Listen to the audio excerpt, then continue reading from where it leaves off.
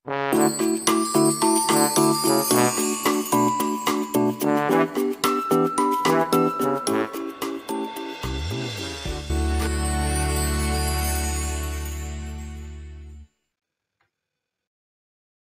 Sobat Gen, bertemu lagi dengan Sukses Media. Di kesempatan kali ini kita akan melanjutkan bahasan kita mengenai soal-soal yang berhubungan dengan ruang lingkup biologi bagian ketiga, yaitu berhubungan dengan metode ilmiah biologi. Dan di bahasan kali ini juga kembali diutamakan untuk soal-soal atau pertanyaan yang sering kalian jumpai pada masa ulangan ataupun ujian materi ruang lingkup biologi atau bab 1 saat di sekolah.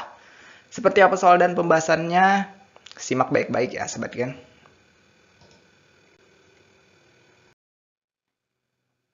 Kita masuk pada soal bagian pertama. Urutan dalam menentukan langkah-langkah dalam pemecahan metode ilmiah yang benar adalah di sini ada 5 opsi di mana setiap opsinya memiliki urutan yang berbeda-beda terhadap langkah-langkah dari metode ilmiah. Oke, nah untuk pembahasannya adalah sebagai berikut. Urutan metode ilmiah itu ada beberapa. Yang pertama adalah observasi atau identifikasi masalah. Kemudian setelah identifikasi masalah ada rumusan masalah. Kemudian ada hipotesis, eksperimen, analisis data, dan kesimpulan. Jadi sebenarnya untuk jawaban yang tepat adalah observasi, rumusan masalah, hipotesis, eksperimen, data, dan menarik kesimpulan, yaitu opsi nomor E. Nah, untuk mudahnya kalian jika menemukan soal seperti ini adalah cukup ingat yaitu pada bagian setelah hipotesis pasti ada namanya eksperimen. Dan tentunya setelah dari semua ini pasti akhirannya adalah kesimpulan dan awalan observasi. Oke? Itu mudah untuk mengingatnya. Lanjut pada soal nomor 2. Jawaban sementara dari masalah yang sedang diteliti dan perlu diuji kebenarannya disebut sebagai A. Pengumpulan data, B. Bereksperimen, C. Rumusan hukum, D. Hipotesis, dan aksioma untuk opsi E. Oke, jadi untuk pembahasannya adalah jawabannya yaitu hipotesis, di mana hipotesis merupakan jawaban sementara ya. Ini ada cara praktisnya, ingat aja hipotesis sama dengan just atau jawaban sementara yang perlu diuji ya, karena jawaban sementara berarti perlu diuji untuk ditemukan kebenarannya. Nah, di sini ada kata aksioma ya, dibandingkan dengan kata-kata yang lain, aksioma ini adalah suatu pernyataan yang bisa dilihat kebenarannya tanpa perlu adanya bukti, atau biasanya berhubungan dengan ini matematika ya, yaitu contohnya pernyataan aksioma adalah garis merupakan himpunan titik-titik yang memuat paling sedikit 2 titik. Nah itu kan tidak perlu diuji kebenarannya karena udah pasti garis itu yang terhubung itu paling tidak terdiri dari 2 titik ya. Nah itu contoh ada aksioma ini ada di matematika.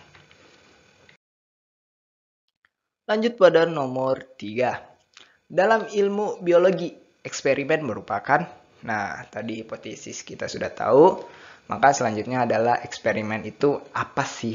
Nah, jawabannya adalah ada menurut KBBI dan ada menurut Wiki ya. Nah, menurut KBBI sendiri, eksperimen itu merupakan percobaan yang bersistem dan berencana untuk membuktikan kebenaran suatu teori dan sebagainya ya, bersistem dan berencana. Adapun menurut Wiki, bahwa percobaan atau juga disebut sebagai eksperimen merupakan suatu set tindakan dan pengamatan yang dilakukan untuk mengecek atau menyalahkan hipotesis atau jawaban sementara serta mengenali hubungan sebab akibat antara gejala. Nah, jawaban yang tepat di antara opsi ini adalah usaha sistematis yang direncanakan untuk menghasilkan data dengan menguji suatu hipotesis ya. Kita lanjut pada nomor 4. Pertanyaannya, hipotesis muncul setelah melakukan perumusan masalah, B. Pengamatan, C. Percobaan, D. Pengambilan kesimpulan, dan E. Pengelompokan.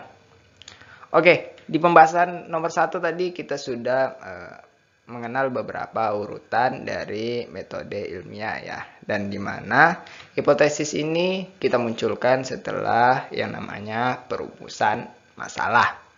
Nah, jadi untuk dugaan sementara ini kita munculkan pada saat setelah perumusan masalah ya, untuk yang diurutan metode ilmiah yang kita gunakan ini. Nomor 5. Bukti adanya rasa ingin tahu menumbuhkan keterampilan ilmiah. Nah, bukti adanya rasa ingin tahu. Nah, pembahasannya, adanya rasa ingin tahu yang tinggi merupakan salah satu sikap ilmiah ya. Rasa ingin tahu ini dapat mendorong seseorang untuk selalu yang namanya bertanya ya.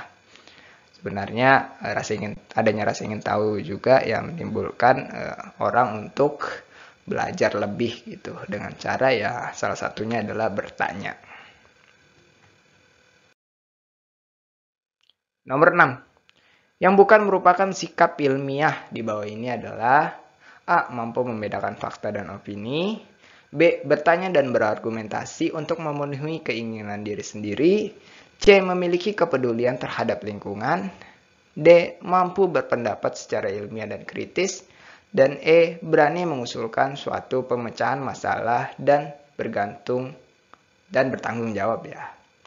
Nah, dari beberapa opsi ini maka sebenarnya kita sudah melihat ya bahwa sikap bertanya dan berargumentasi untuk memenuhi keinginan tahu diri sendiri bukanlah sikap ilmiah ya. Karena sikap ini cenderung lebih mementingkan diri sendiri daripada kepentingan bersama atau orang banyak, atau bahkan kepentingan lingkungan pun dapat diabaikan ya jika seseorang melakukan suatu percobaan atau eksperimen ya. Jadi jawabannya adalah B, yang bukan merupakan sikap ilmiah. Lanjut pada soal nomor 7. Dalam biologi, berbagai keterangan mengenai sel akan mendukung pengetahuan tentang jaringan. Hal ini menunjukkan bahwa ilmu biologi itu bersifat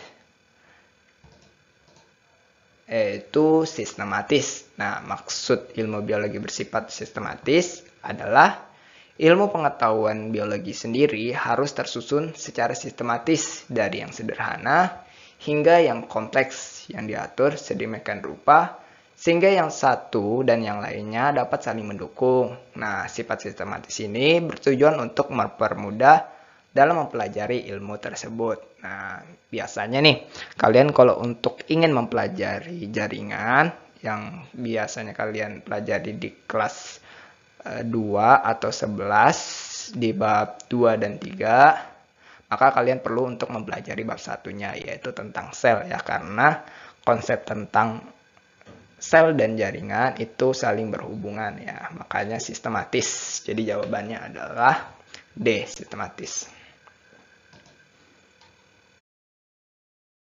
Lanjut pada nomor 8. Ini merupakan soal berpikir kritis ya, atau analisis.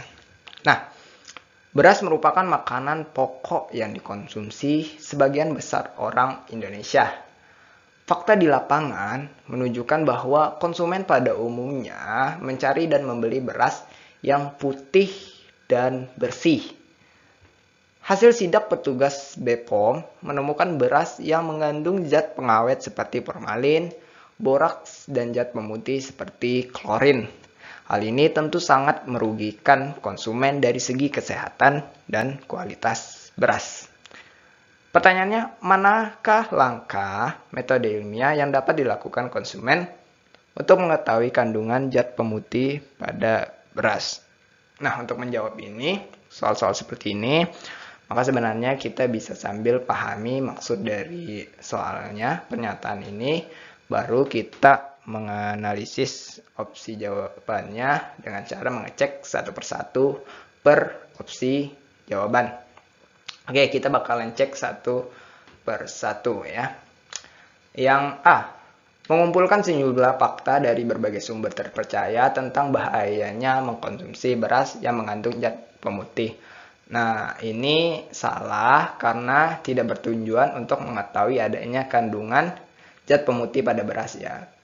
Kemudian yang B, melakukan eksperimen dengan menggunakan mesin penggiling untuk mengetahui kandungan zat pemutih pada beras. Nah, ini sebenarnya hampir benar, tapi masih salah ya. Kenapa? Karena eksperimen untuk mengetahui kandungan zat pemutih ini sudah dilakukan oleh para peneliti dari BPOM ya. Jadi sebenarnya tidak perlu diteliti lagi ya, atau melakukan eksperimen lagi. Kemudian yang C, melakukan hipotesis tentang pengaruh penggunaan zat pemutih seperti klorin dalam beras yang dapat membahayakan tubuh manusia. Nah, ini juga opsi yang salah karena konsumen tidak perlu melakukan hipotesis apalagi untuk mengetahui pengaruh zat pemutih ya. Karena tidak ada hubungannya untuk mengetahui kandungan zat pemutih pada beras ya. Nah, yang D, melakukan eksperimen untuk membuktikan kandungan zat pemutih pada beras dengan menggunakan iodin. Dan ini juga hampir benar, tapi tetap jawaban salah karena eksperimen sudah dilakukan oleh para peneliti BPOM sebelumnya ya. Dan yang E, nah ini menyediakan alat pendeteksi untuk membuktikan adanya kandungan zat pemutih pada beras di rumah-rumah masing-masing ya. Nah, ini benar karena konsumen boleh membuktikan adanya zat pemutih pada beras dengan alat pendeteksi ya. Sebenarnya langkah-langkah metode ilmiah pernyataan di atas ini sudah dilakukan oleh para peneliti BPOM ya. Terlihat dari kalimat, petugas BPOM menemukan beras yang mengandung zat pengawet seperti formalin, boraks, dan zat pemutih seperti klorin ya. Jadi tugas dari konsumen yaitu ya sekedar menyediakan alat pendeteksinya gitu untuk sekedar mengetahui yang mana ada tidaknya kandungan zat pemutih pada beras yang mereka miliki di rumah masing-masing gitu ya. Oke, kita lanjut. Nomor 9. Dalam suatu pengamatan pertumbuhan tanaman jagung, sebelum dilakukan perlakuan atau percobaan, diamati beberapa faktor seperti suhu, cahaya, air, pH, dan tanah.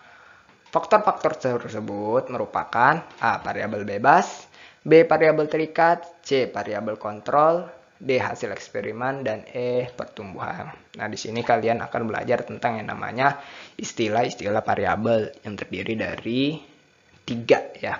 Nah, faktor-faktor seperti suhu, cahaya, air, pH, dan tanah ini merupakan variabel kontrol, di mana sebelum dilakukan pengamatan, maka faktor-faktor tersebut harus diamati terlebih dahulu, atau ibaratnya diukur lah.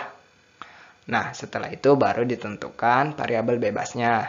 Nah, variabel dalam percobaan ini dapat dibedakan menjadi variabel bebas, terikat, dan kontrol, serta variabel pengganggu. Nah, jawabannya adalah variabel kontrol. Nanti kalian bisa pahami lebih mendalam mengenai perbedaan dari bebas, terikat, kontrol, dan pengganggu ya. Nomor 10. Oke. Variabel bebas dari pernyataan tinggi tanaman anggur tergantung jumlah air yang disiram pada tanaman tersebut adalah di sini ada tinggi tanaman, lama penyiraman, jumlah air, waktu penyiraman tanaman anggur. Oke, tinggi tanaman anggur tergantung jumlah air yang disiram. Nah, variabel bebas sendiri itu adalah faktor yang sengaja diubah-ubah. Nah, variabel ini mempengaruhi faktor-faktor yang diteliti oleh peneliti.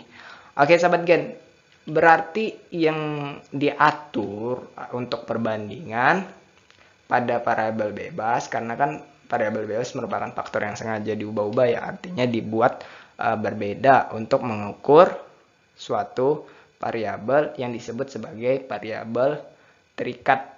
Nah, berarti dari pernyataan ini tinggi tanaman anggur tergantung jumlah air yang disiram. Nah, di sini ada kata tergantung jumlah air yang disiram. Maka variabel bebasnya adalah jumlah air, karena jumlah air inilah yang kita atur setelah kita mau berapa airnya untuk menentukan apakah ada pengaruhnya terhadap tinggi tanaman anggur. Misalnya kita sediakan 1 liter, 2 liter, 3 liter, 4 liter, hingga 5 liter. Itu adalah variabel bebasnya. Maka coba kita siramkan pada 5 tanaman anggur. Nah, apakah berpengaruh dengan cara melihat setiap tanaman anggur itu apakah memiliki perbedaan tinggi ketika kita menyiramnya dengan jumlah air yang berbeda. Itu namanya variabel bebas jumlah air tadi. Variabel terikatnya yaitu ya tinggi tanaman anggurnya yang dipengaruhi oleh variabel bebas. Oke, itu untuk nomor 10 dan sedikit gambaran tentang variabel bebas dan terikat.